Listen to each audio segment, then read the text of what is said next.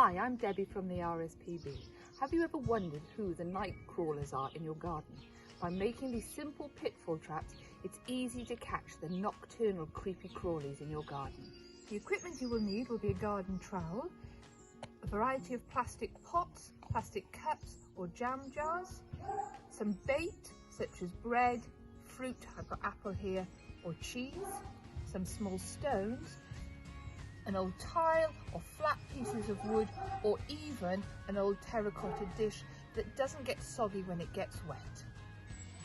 You need to find a suitable location in your garden.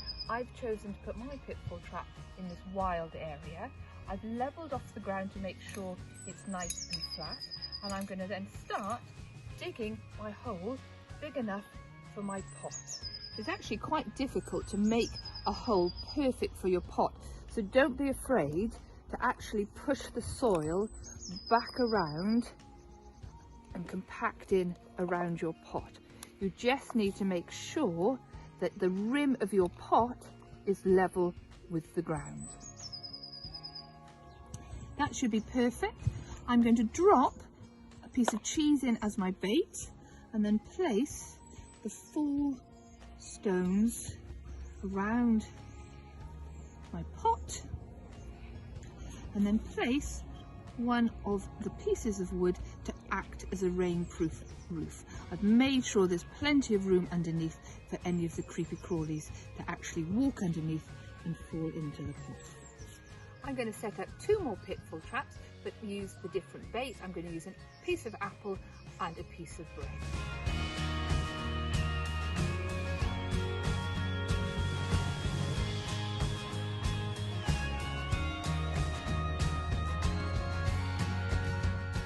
Simply leave your pitfall traps overnight and then revisit first thing in the morning to discover what you may have caught.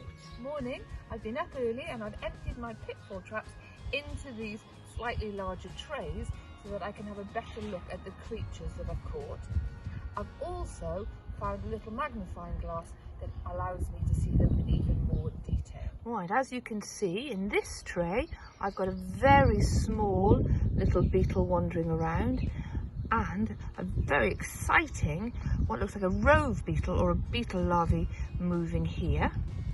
In this tray, I've got lots of wood lice moving and creatures called springtails, and this one, and these in this corner here, if they get startled, actually do a bit of a bounce to be able to move and spring away from a predator.